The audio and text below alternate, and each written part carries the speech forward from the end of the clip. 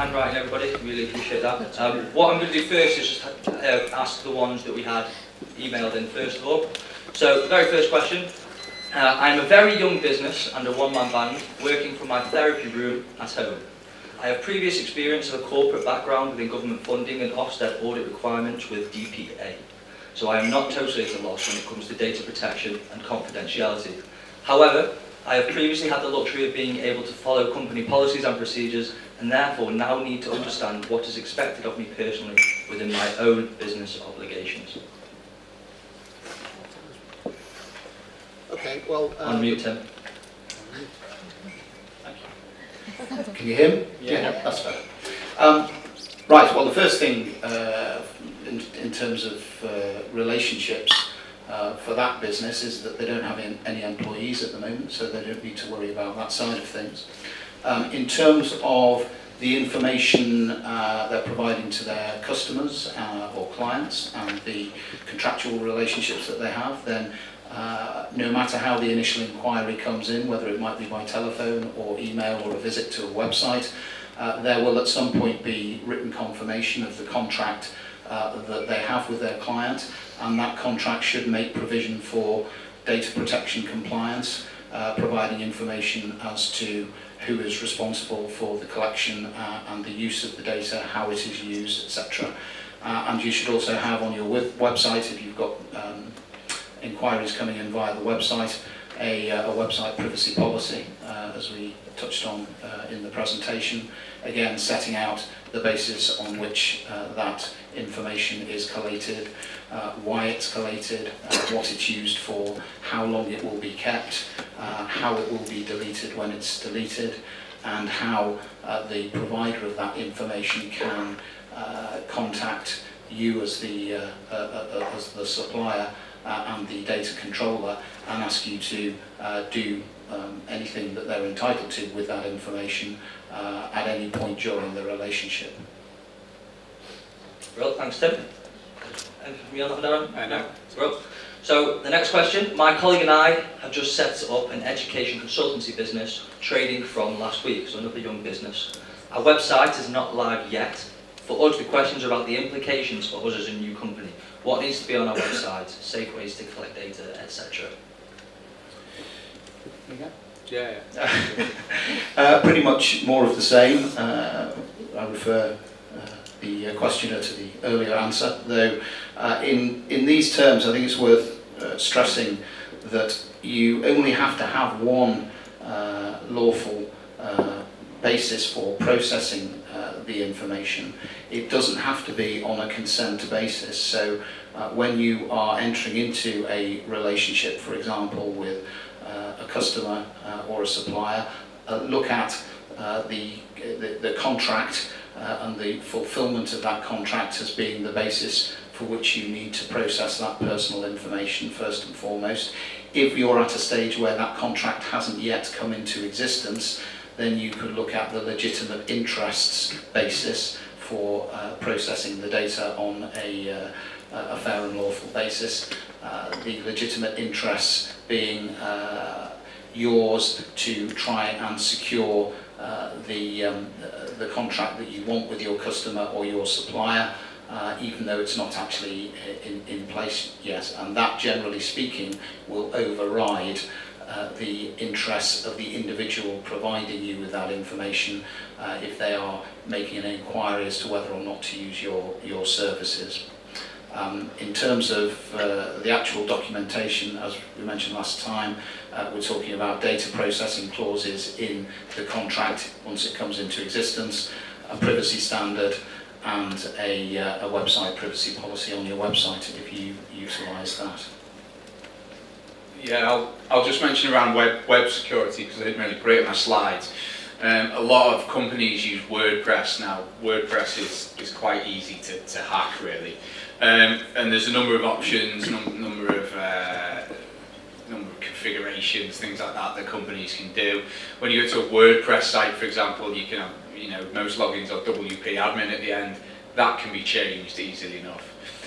Implement HTTPS, so the lock on your website, so data when it's sent between the end user and your website is encrypted at that point. There's also plenty of other security technologies and plugins you can put onto the website. So things that are what we call web application firewalls, which acts like a filter, you know, for people trying to inject malware into your website or trying to exploit it in some way, and carry out regular scans of it. So if you're storing data in the back end of your website, that's something to consider. And again, consider the storage location. So where your website's hosted, is it in a secure data center in one of those recognised environments by the EU? Well, thank you. So on to the next question. We've got 6 questions from the same person on this one. So we have built a large subscriber list using a double opt-in. How do we treat existing subscribers? Do we need to ask them to re-opt in? So with marketing, there's already a piece of legislation that's been in place since 2003, the PECR? The PECR, the Private and Electronic Communications Regulation. Have I got that right too? Yes. I hate sitting next to us. So that's been in place since 2003, and by and large people haven't adhered to it. And that governs, you know, when you see cookies pop up on a website and things like that. And that kind of overlaps a little bit with the GDPR, especially in terms of consent and legitimate interest. Now, the general thinking in our industry around this has been, if they're an existing client of yours or they've purchased products from you in the past, you don't have to rely on consent, you know, to market to them. You know, that's a legitimate interest, but you should offer them an opt-out. Likewise, if it's info at or hello at company and that doesn't identify a person, crack on. You know, that's not personal data. Where you may need to rely on consent is people who aren't existing customers, you know, they're new prospects and you want to put them onto a marketing list. Double opt-in, it's good practice, but it's not a requirement under the GDPR. You know, there should just be explicit opt-in.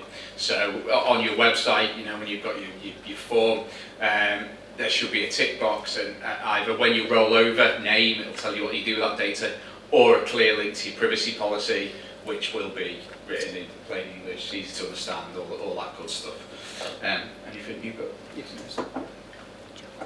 Yeah, again, as Dan said, the double opt-in, a bit like the two-factor authentication, really good security techniques, but not a requirement specifically of the GDPR.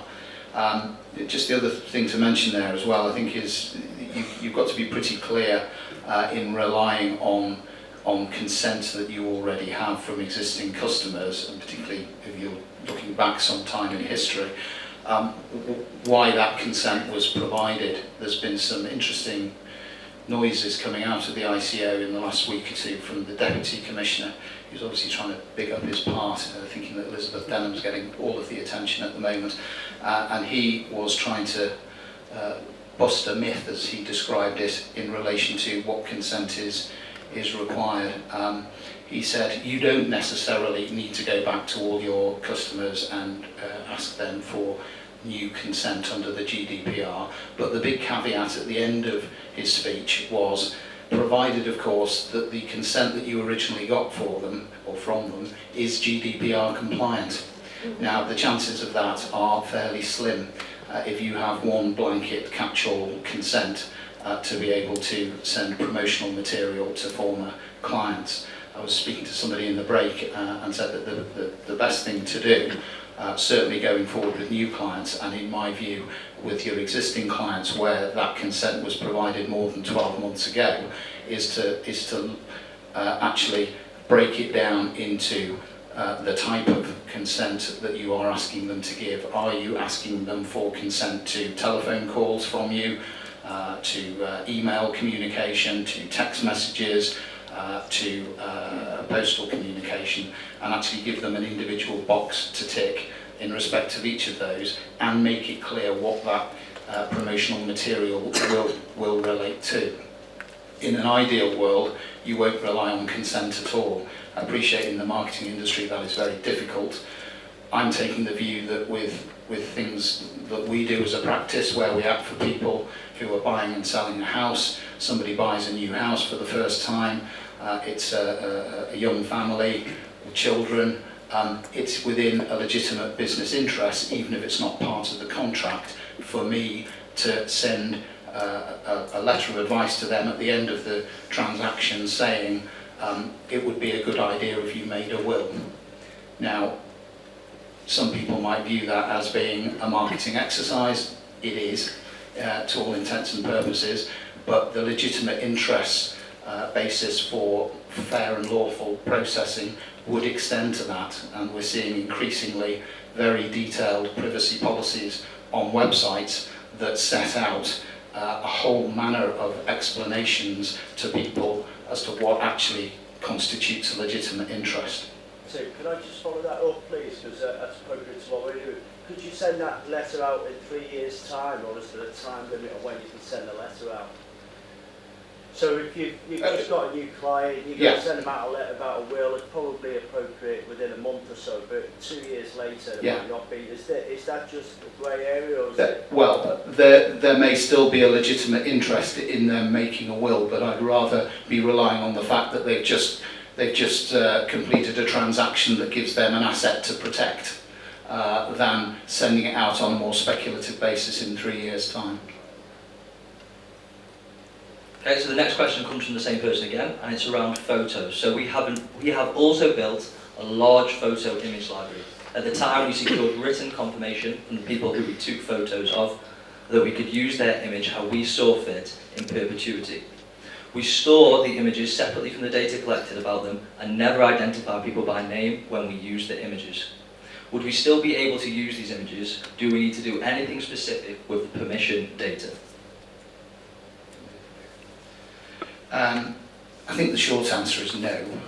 I think it's highly unlikely that anyone who provided consent for their image to be used however somebody else saw fit and forever is going to be overly comfortable with that consent in a new environment under the GDPR.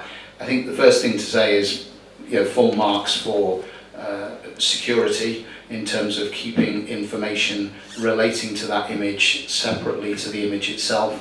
Unfortunately, it won't help you under the GDPR in the sense that a person can be identified and is clearly identifiable from an image, depending upon the quality of the image, I suppose. But for that reason, the image on its own, with no further information attached to it, does constitute personal information and does have the protection afforded to it by the GDPR. In terms of consents, then you really have to ask yourself, what have they consented to? And in this instance, it seems to me too broad an approach to simply say we can use it how we like. I think at the very least, you should be writing to or communicating with the individuals who have provided those images to you and ask them to confirm that they are happy for you to continue using those images and to list the circumstances in which you envisage using them, whether it's for marketing purposes or otherwise, and to ensure that you get back from them an opt-in. Remember that consent under the GDPR does have to be express, it has to be specific, it has to be explicit, and it has to be informed. Transparency permeates everything to do with the new data protection regime, and I don't think in this instance you'll simply be able to rely on a blanket consent that may have been given many years ago. Brilliant. So I think questions 3 and 4 were around going forward, what they would do in those situations with the subscribers and with the photo library, so I think you've answered both of them. Number 5, we use pixel information for Facebook advertising. How do we need to update our privacy policy or any terms and conditions? Yeah, I think with that, if you're relying on Facebook, you're relying on their privacy policy and their terms and conditions there. It is always good though, Tim, tell me if I'm wrong here, in your privacy policy, if you are using other websites potentially to link to their privacy policies and to their terms and conditions. Yeah, I'd agree with that. I think, again, it's the transparency point. You will be sitting, if you like, behind Facebook's terms and conditions, but you should be telling people what you are doing, what you are collecting, and what you're using that information for. And then the next one's around the pop-up. So would a pop-up do that, or should a pop-up be mentioning cookies? Yeah, I think what you should be doing, as I say, is direct the site users to privacy standard and request that they read it and acknowledge having read it and accepting its terms. It's good practice, certainly, to add pop-ups for cookies, but it's not compulsory to have either a separate cookie policy or to have a pop-up, as long as you cover it in sufficient depth in your privacy policy itself. But I know, Darren, you were mentioning to me earlier on a way in which you can build your own cookie policy. Yeah, there's a website, I can't remember the link of it, it's probably called Build Your Cookies Policy, but it's out there, it's free to use. It's American, so it spells things wrong and puts the wrong words in. But that's quite good, actually, because you say what you use cookies for, and then it kind of builds a terminology, session data, whatever it might be. So Google Cookie Policy Builder, I think it's called. That's quite helpful. Reminds me of a reference builder when I was in university. So number 4, onto a new question now. So we are a recruitment company dealing with candidates and clients across international markets. How long should we be holding both candidate and client information for? Okay, so a few things in there. International markets, straight away I'm thinking data transfers across borders. Adhere to what's been spoken about already. I think we covered that. Retention periods with data. Now there's no silver bullet with in terms of retention periods. The GDPR principles state that data must only be processed for as long as necessary. Like legitimate interest, you could possibly frame that however you want it. But take for example, if you have HR files and you have asbestos in your building, that asbestos register might need to exist, in perpetuity, may it? If you make dog biscuits or something, are you going to need that customer data for 20 years? Probably not. It's down to you as an organisation to set out where your retention periods lie with regards to the legal obligations you have as a company, and also your legitimate interest and what's fair with that.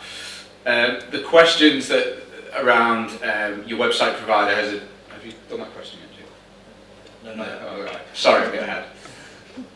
Is that right? Yeah.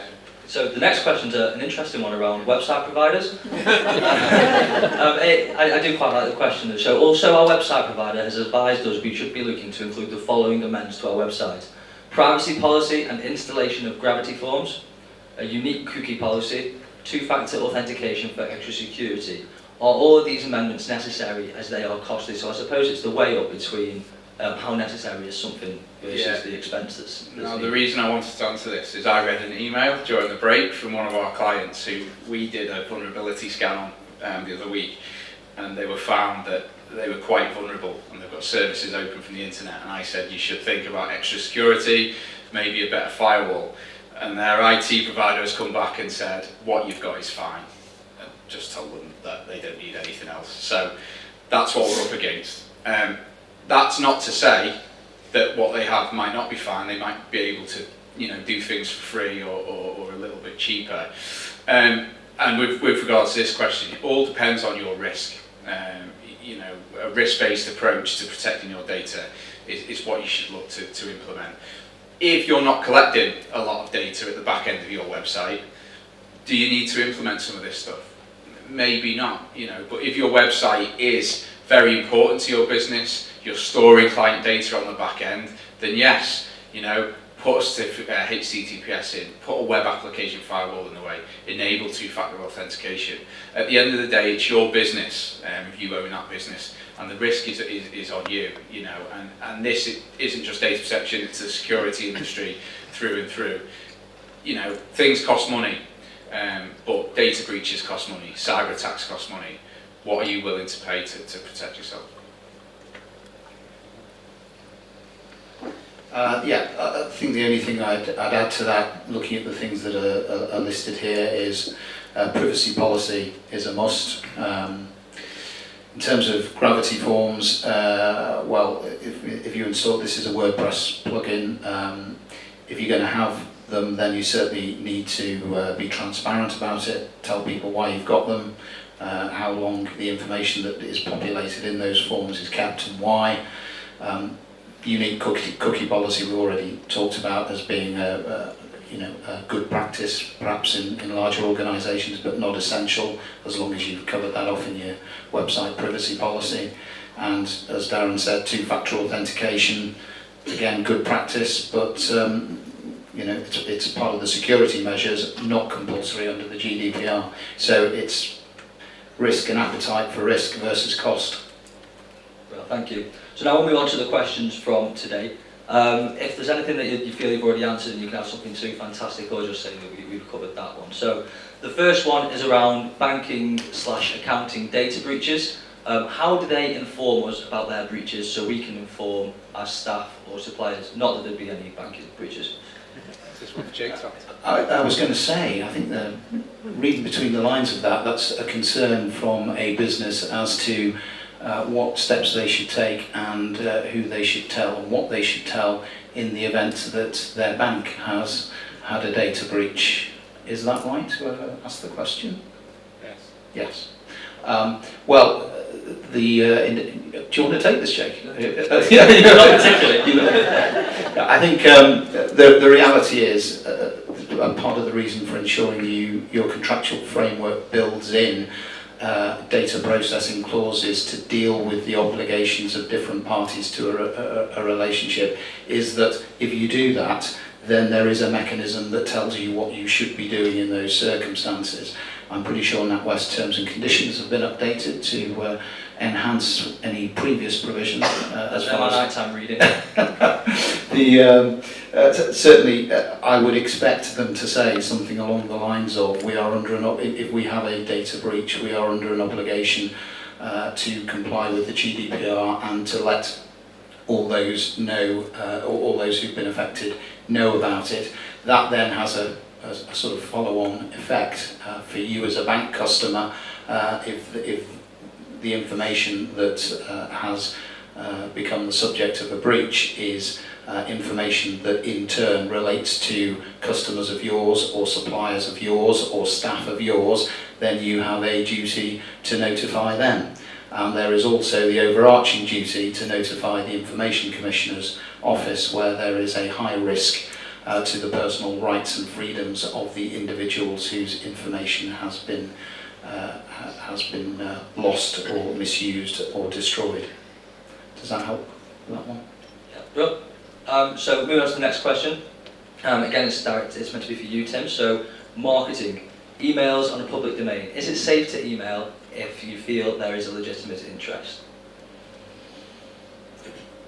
Well, as I've said before, it's always preferable to look at the range of different bases for fair and lawful processing and to try and avoid using consent if you can. So if you have a legitimate interest that outweighs those of the individual to whom the information relates for using that information, then I would always try and rely on that or on the basis that there is a contract already in place between you and that person or between you and someone else that involves the use of that personal information in a compliant way, then rely on that. If you have to rely on consent, then as I've said before, the consent has to be specific, it has to be informed, it has to be explicit, and it has to be express. So would connecting with someone on LinkedIn where their email is loaded on there, would that be sufficient? Well, LinkedIn, as with many other sites, if you are connecting with people on there, you are subject to the terms and conditions and their data protection provisions. Equally, I think this goes into a wider context in terms of marketing and putting your contact details out there.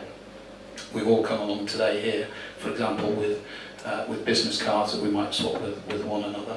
And I think in those kind of situations, as with LinkedIn connections, there is an expectation that you will be contacted by people using that service. You have the opportunity when they look to connect with you to decline that opportunity. I think if you were to continue persisting with attempts to connect with somebody using their personal information after they have made it clear by either express response or ignoring you that they don't want to be connected, then you would start running into difficulty. And a restraining order. And a restraining order. So once you've got somebody's consent to contact them, is there a time frame that lasts for? Do you need to keep them opting in? I think Darren referred to it earlier on as there being no silver bullet, and I think that's right. The consent is if it's freely given, if it's expressed and explicit and informed, then you are entitled to rely on it for as long as it is necessary for you to rely on it. I think what is important, if you have to use consent as the lawful basis, is to make it abundantly clear to an individual how they can withdraw their consent and make it easy for them to do so. Okay. And I don't know if this is a question for yourself or Darren, but does every company need to appoint a person to take responsibility for data? And this is from a small company with 7 people. Yeah, so in the existing world, and we've seen some bad advice been given about this actually, companies over 250 employees have to employ a data protection officer. In the new world, so to speak, it's efficient bodies, companies who process large amounts of sensitive personal data, so data on people's race, religion, sexual orientation, health, things like that.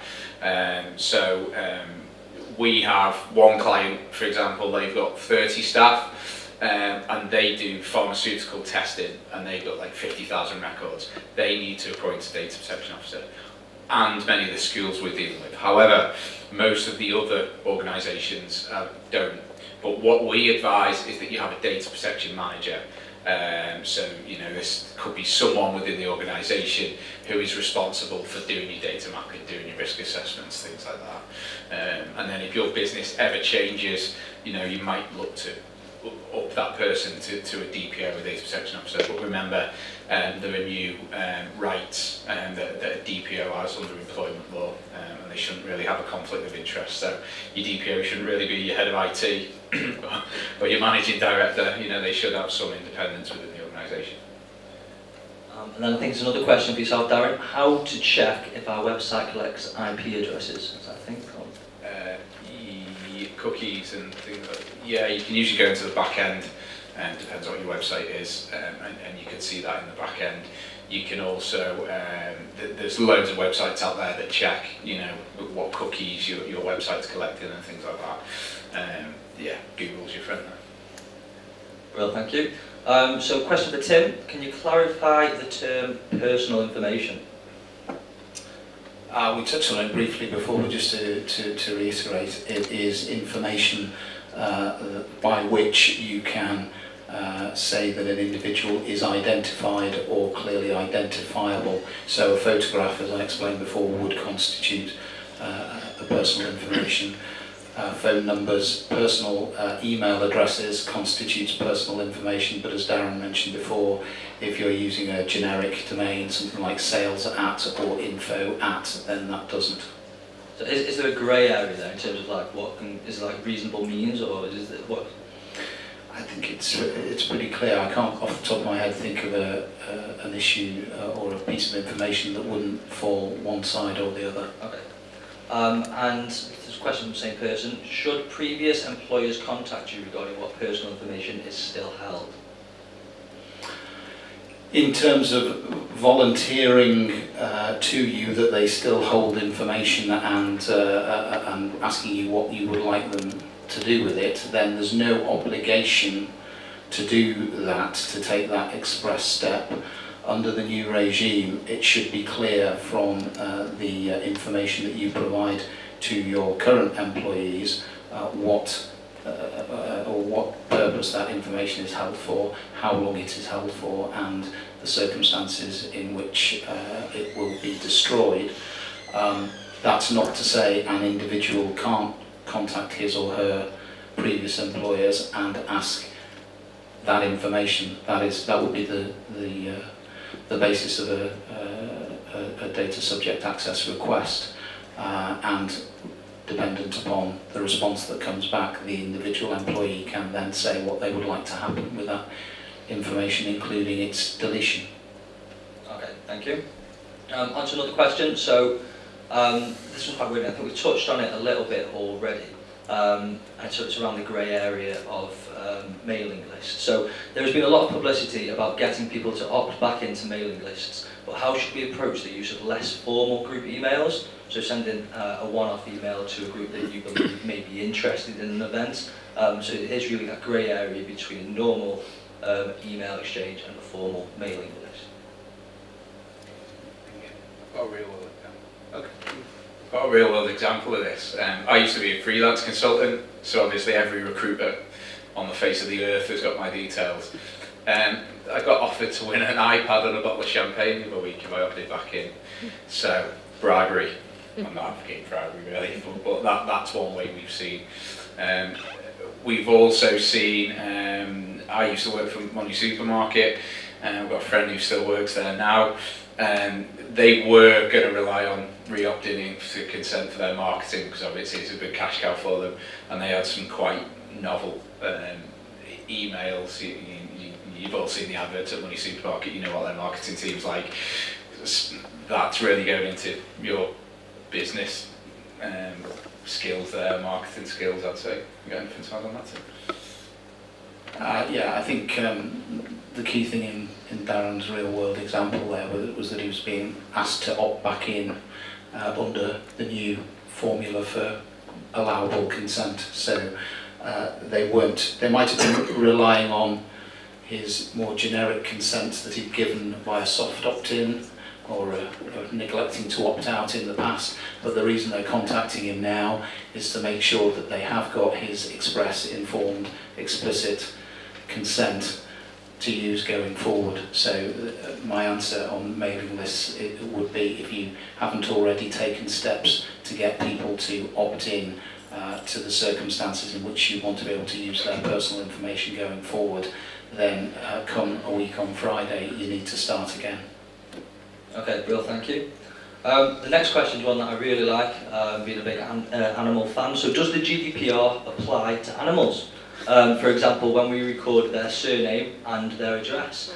Here it's got the example of kennels and catteries, but I suppose it's true of vets as well. I mean, the simple answer is no, although there is there's a slightly more complicated answer behind that, in the sense that the animal kingdom do not have the protection of GDPR, but of course the owners of those animals do. So if you take, for example, a vet's practice, that very often, if my two dogs are anything to go by, do tend to keep their records by reference to the pet's name rather than the owner's name. But if from that pet's name, and more particularly the address, the phone number and the email address that they have on file, you can identify the individual person, then there is a risk, if that data is lost or misused or stolen, that those individuals who own the pets could be identified, and that in itself would constitute a data breach. I'm just glad there's no animal rights campaigners here now. So how, same business, or same sort of business, so how do we need to apply data kept for licensing reasons to the GDPR? Do we still need full permission, etc.? What sort of licensing arrangements are... So I believe it's that they've got to hold this data for licensing reasons, so to maintain a license. In terms of a legitimate interest then, I mean, you may build it into your contract that is a reason why you have to keep hold of the data, but if you haven't built it into your contract, then it is certainly a legitimate interest basis for you keeping that information for a particular period, as long as is necessary. We keep coming back to that default setting, really, that there's no fixed and firm timescale, but in the event that your governing body, your insurers, your accountants, your bank tell you that certain information needs to be available for a period of time, then that would be a legitimate interest for you keeping hold of it. Okay, but in terms of legitimate interest then for third-party inquiries, if they haven't become customers, so a prospect I presume, should that be deleted straight away? I don't think you would be able to rely for any length of time on the legitimate interest basis for fair and lawful processing, so to keep sort of revisiting that person over and over again, using that as the basis for the processing would be a breach or would be non-compliant. I think in those circumstances you need to build in to the basis on which the prospect is first approached by you or approaches you, a method of getting their specific consent to ongoing promotional activity. Okay, bro. Another question that's directed at yourself, Tim. So where a company shares before and after images of their services, so I'm thinking dentists here for example, on clients, does that company need permission for each platform they want to share it on, or do they just need general permission? I would say for each platform, it doesn't need to be broken down into a series of different consents there. I would suggest that you just have a list of platforms. I'm trying to think which platforms you use it on other than on your website, on Instagram, Twitter, Snapchat, yeah. There's many social media platforms. It's mainly aimed at an aesthetics company. I'm focusing on the dentist, but yeah, I take your point that for other types of business you may want to use, I suppose, kind of hairdressers and other businesses, that sort of thing. Then yes, I think you don't need an individual consent tick for each platform, but you will need to list all the platforms and get them to consent to that. It seems unlikely to me that someone is unhappy with it being used on Instagram but happy for it to be used on Facebook or Snapchat. It's kind of an all or nothing.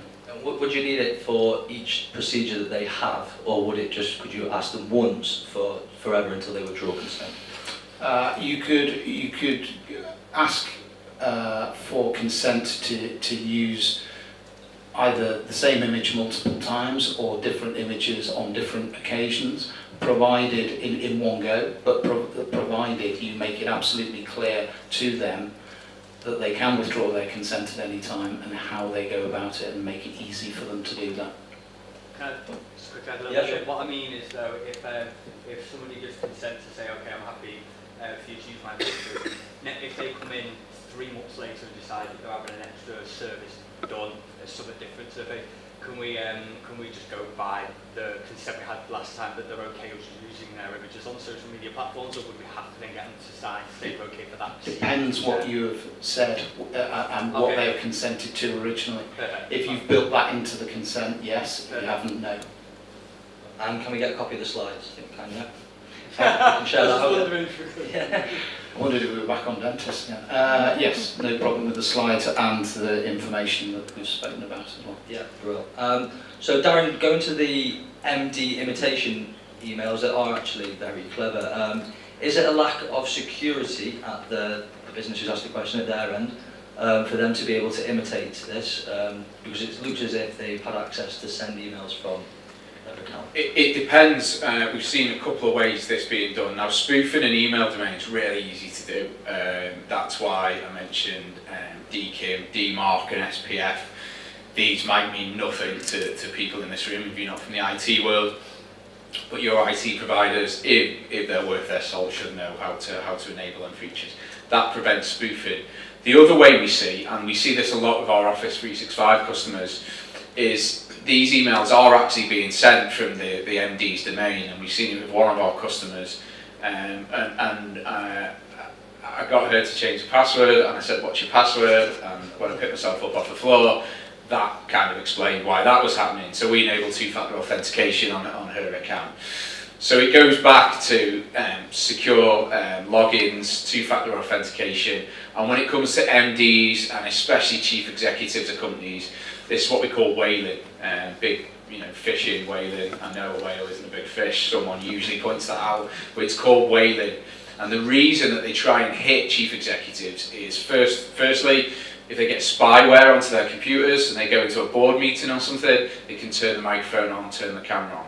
Secondly, chief executives, MDs like to have access to everything in their business. They're the boss, they want it all, and criminals know this. They could also potentially be held to ransom or something like that. So we advocate with your MD. It's often a difficult conversation to have, and it's hard for them to hear sometimes depending on their attitude towards security. But your MDs and your board should have the least access, and they should be locked down the most from an IT security point of view. Brilliant, thanks Darren. So I'll just move on to the last couple of questions now. There's going to be some questions that we've not answered, so Tim and Darren will be around if you want to grab them. So data on company social media accounts, how do you monitor this? How important is it to monitor this? And what implications does GDPR have for that? So are we just social media accounts in general, is it? Yeah, let's go for that. Yeah, so obviously again, as we mentioned a couple of times, your Twitter, Facebook, whoever it is, you're signing up to their terms and conditions for all intents and purposes.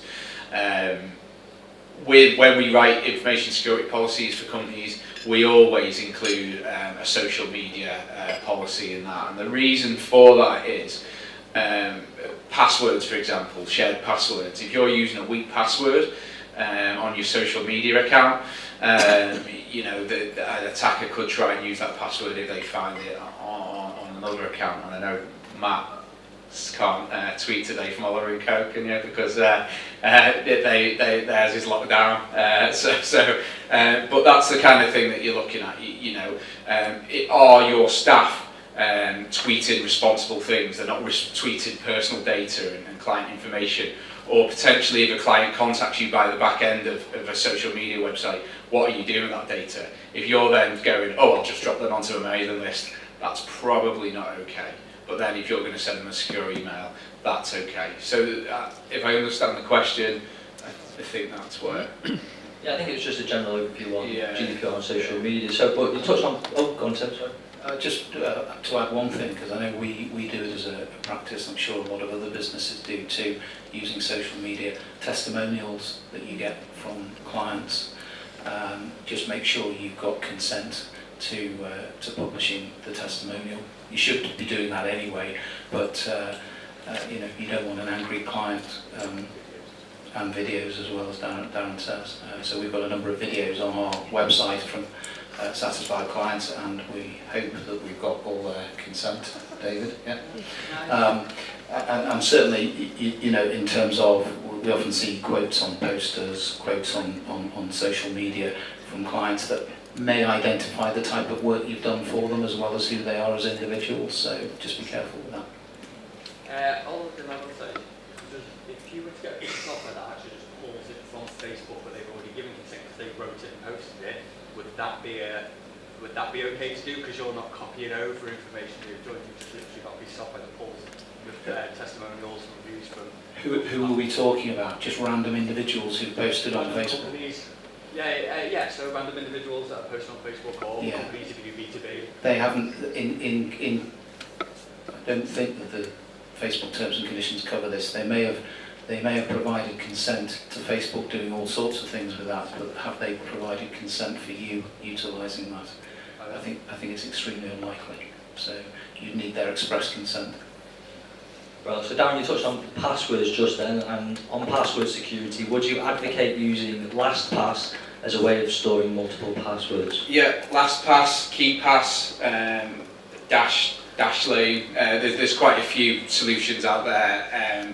Passwords, as I said when I was doing my talk, they're the bane of my life at the minute, and questions we get around passwords. Obviously anything really sensitive and important to you, try and keep it in your head. Where possible, but we know users get password fatigue and they get lazy. A password vault such as KeyPass or LastPass is a really good idea, and then you only have to remember one password, one secure password to get into that. That file's usually encrypted then, and many of these applications can create the password for you. So you can tell KeyPass, for example, I want a 16 character password, I want numbers, letters and characters, and it'll create it for you, just copy and paste it. Also, doing that can protect against spyware if someone's logging your keys as well. If you're copy and pasting it, they're not going to see what keys you're pressing. So, yeah, always a good idea. Well, and then last question, again, touching back onto international markets. So if suppliers are based in the Far East, do they need to be sent opt-in emails, or do we need consent from the Far East? So if they are a European citizen, well, an EU citizen, I apologise, and you're processing their data, then it depends on what lawful purpose you're relying on to process that data. So if it is consent and they're based over there and you're processing their data in Europe, yes. If they are citizens of Far East nations, such as Singapore or something like that, they don't fall under the GDPR. They may fall under their local regulations, but for the purposes of GDPR, they are not in scope. Just to say that if they are suppliers to your business, you probably shouldn't be relying on consent to process their information. The lawful, fair and lawful basis that you would rely on is the fact that you've entered into a contract with them for them to supply you with goods or services. I've actually got a bit of another real world example about that. So we've got one customer who they do supply chains, so obviously personal data is going all over the world now. They use a team in India, well they did, to key data in, and the data was going to India. So what they've had to implement is a server in Ireland, and the team in India now remote into that server, so that just to keep the data in. That data does not flow out of the EU now. So that's a type of solution you could be looking at potentially about. That's brilliant. Thanks, Darren. Thanks, Tim. So that's it for the questions, just because I'm conscious that people may want to network and we've got the room for another 15 minutes. So thank you very much for coming along. I hope you enjoyed the presentation as much as I enjoyed the bacon butties. Please stick around and I look forward to seeing you soon. Cheers. Cheers.